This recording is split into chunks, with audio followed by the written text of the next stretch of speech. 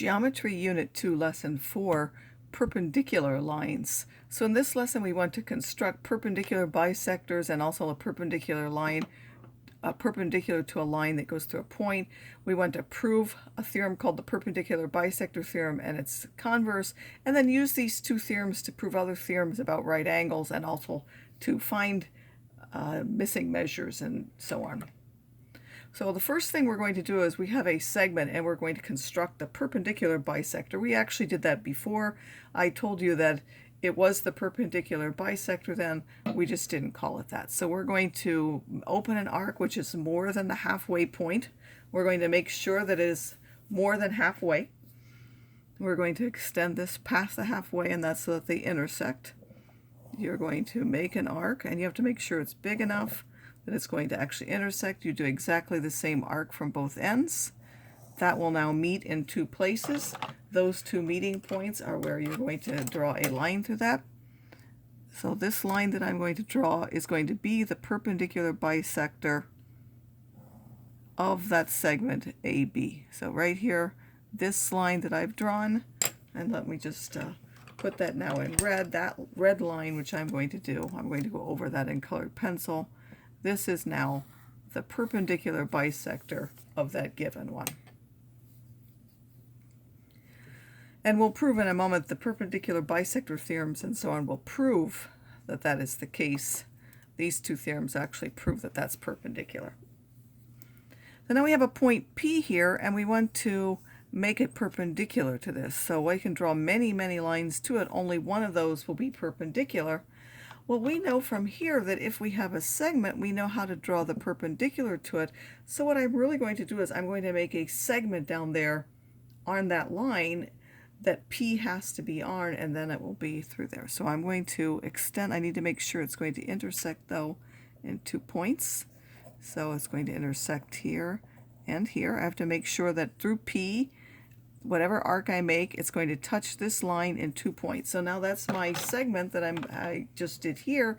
I'm going to take what I have here using these 2 points, which I'm going to try to mark them a little bit better here. There's one here and one here. Those are the points of intersection.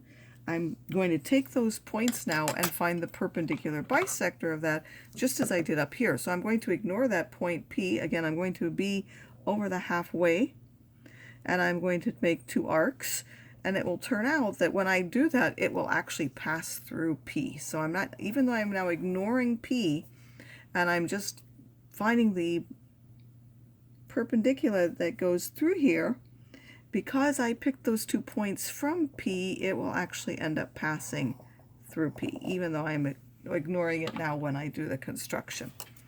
And you'll see if I now go through from here to here, that will also go through the point P, if I've done it correctly. And it looks like I'm slightly off, so I may have been off with one of my points, because this should go through there exactly.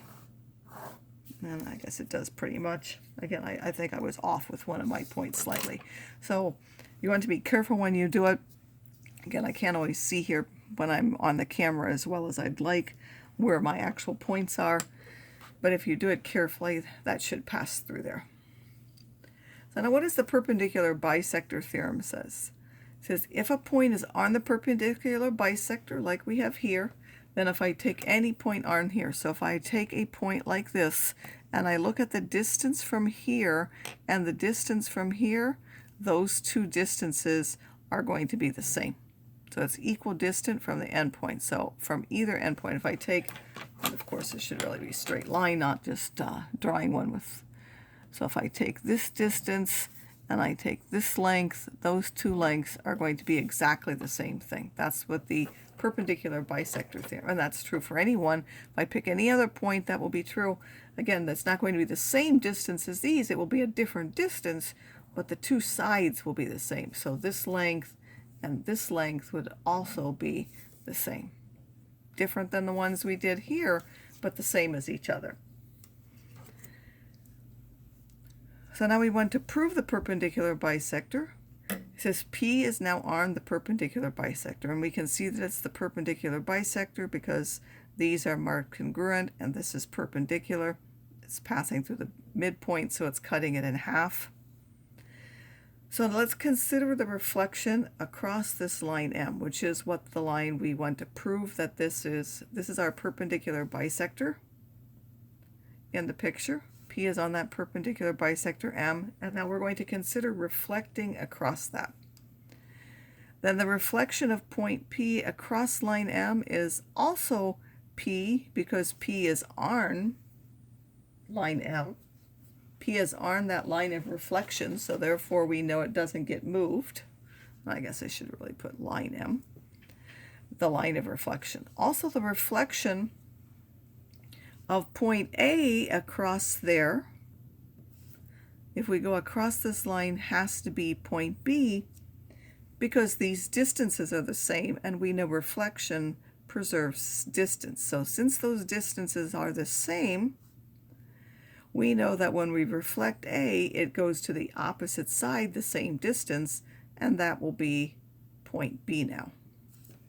And therefore we can see that PA has to also be point B, because we know that reflection preserves distance.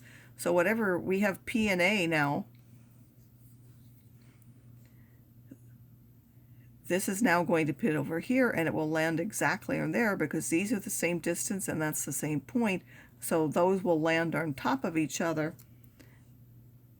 because that reflection preserves distance. So whatever distance this is, since this point here lands here, that distance also has to be the same.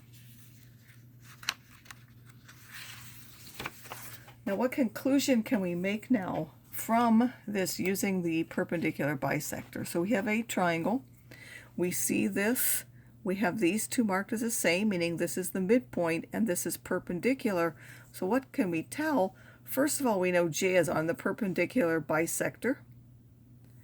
It's drawn that way. We know that KM and ML are the same. And because this is on the perpendicular bisector, we know that by the perpendicular bisector theorem that JK is equal to JL. That's the conclusion that we can make. So these two are now the same. In fact, that triangle is an equilateral, an isosceles triangle. So triangle JKL is isosceles. In fact, this will be true for any isosceles triangle. We'll see that the two sides will be the same. If we draw up a perpendicular bisector from the one vertex where those two are the same, it will be the perpendicular bisector of that, and those two parts will be congruent. Again, we can say this because J is on the perpendicular bisector, and then by the perpendicular bisector theorem, we know that J has to be the same distance from there. So now I'll remind you of the Pythagorean Theorem, which says that if you have a right triangle with legs A and B and hypotenuse C, then A squared plus B squared equals C squared. We're now going to do an indirect proof. An indirect proof is different from a direct proof where we gave reasonings that give this one we're actually going to assume the opposite of what we would like to show and then show that this leads to a contradiction. Since the opposite leads to a contradiction, then what we want must be true. So the converse of the perpendicular bisector theorem says that if we have a point where these are equidistant, then this point must be on the perpendicular bisector of that segment. So before if we had the perpendicular bisector of that segment and we took any point on there, that point was equidistant from the endpoints. Could have been J or any point on there. Those distances are the same. Now we're saying if the distances are the same, then that point must be on the perpendicular bisector. So we have PA and PB, which are congruent, and they're marked. It may not be very clear, but those are marked as being congruent. And we now want to prove that P is on the perpendicular bisector. Well, let's assume that it's not, meaning it's not on the perpendicular bisector M of AB. So then when we draw it, if we draw a perpendicular bisector of there, then if we draw this perpendicular, and we know that we can do that, in fact we constructed them on the first page, if we draw the perpendicular now from here to this line, Q will not be the midpoint. That's what we're assuming, because if it were the midpoint, it would be on the perpendicular bisector. So from the diagram, we can see that this PQ forms two right triangles. There's triangle AQP, and then there's triangle BQP. And because they're right triangles, we know that by the Pythagorean theorem, we can find a squared plus b squared equals c squared for each of those. So for this one, we have the legs are AQ and PQ, so AQ squared plus PQ squared has to be the hypotenuse AP squared.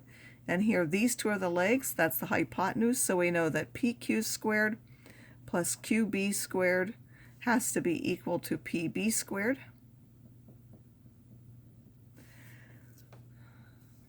So now we can subtract that, and I'll put this in the other order. I think down here I put it as BQs, so I'll just put that second one here, PQ squared, and then we'll put this BQ squared is equal to PB squared. And now when I subtract, the PQs go away, and I'm left with this. But since we have given that PA is equal to PB, which we were started with, then this right here is 0. And since we take that 0 and now we can substitute there, that means that AQ squared minus BQ squared also has to be 0, meaning we take that to the other side. So AQ squared, if you like, has to be equal to BQ squared. And the only way that this can happen is if we take square roots of both sides, because we can't have negatives here. If they were regular numbers, 1 could be 3 and 1 minus 3, but these are lengths. Because they're both positive, that would mean that AQ has to be equal to BQ. But then if those are the same, then Q has to be the midpoint, which is now a contradiction of what we've assumed, and therefore P must actually lie on the perpendicular bisector. So our assumption that it wasn't on the perpendicular bisector had to be false, and it must actually lie on the perpendicular bisector of AB. Now the last thing we're going to do is we're going to use the theorem and its converse to prove other things or to find measures. So if we look at this, we have that AD is 10 inches and BD is 6 inches.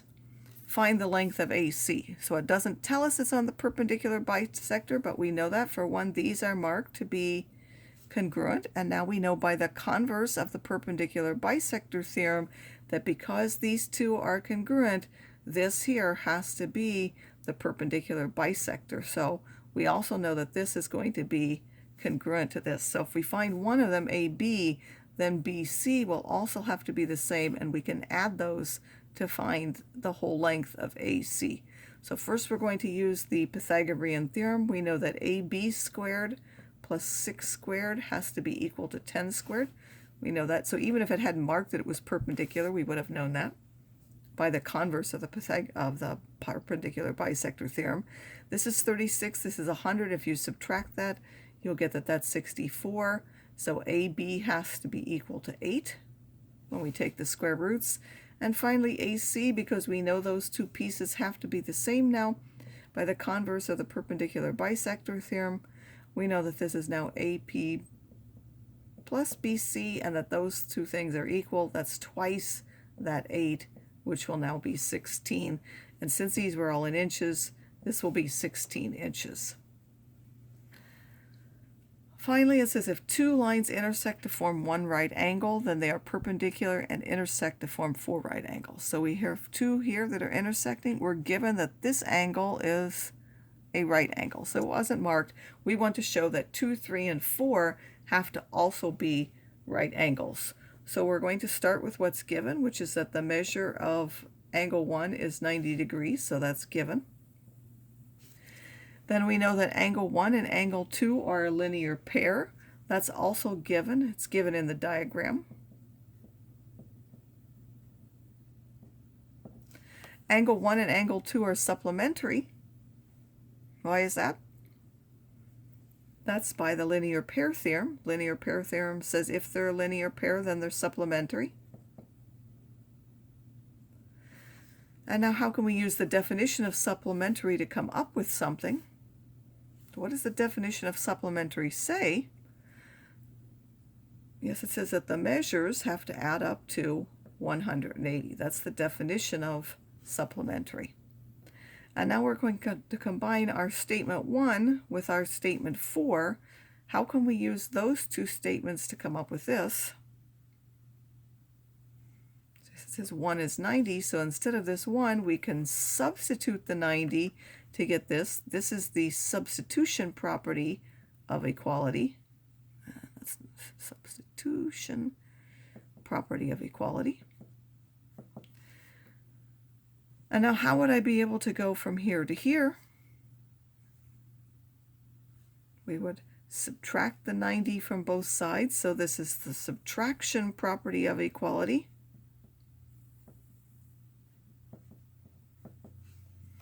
And that gives us that 2 is now 90. All right, now we want to show that the other two are also 90, so we've checked this one off. That one has to be 90. Now we want to show that 3 and 4 are also 90. Well, we have that measure of angle 2 is equal to angle 4. How do we know that? So we could have put here, like here we put linear pair. What are 2 and 4? So I've skipped writing that step. 2 and 4 are vertical angles, so we could have added that. Angle 2 and angle 4 are vertical angles. And that's given again in the diagram. And then because of that, those two are equal. That's by the vertical angle theorem. So as I said, sometimes those statements like that are written and sometimes they're not.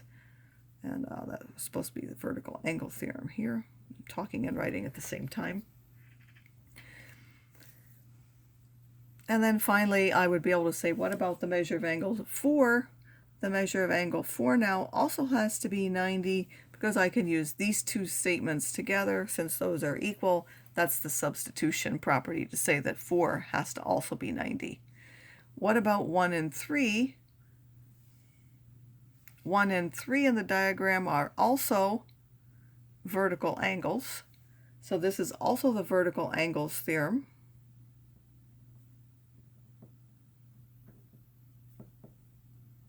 Again, I could have put another step that says angle 1 and angle 3 are vertical angles. And then again, by substitution, the measure of angle 3 has to be 90 degrees because up here we had this one was 90, and we can substitute that down there. This is the substitution property of equality.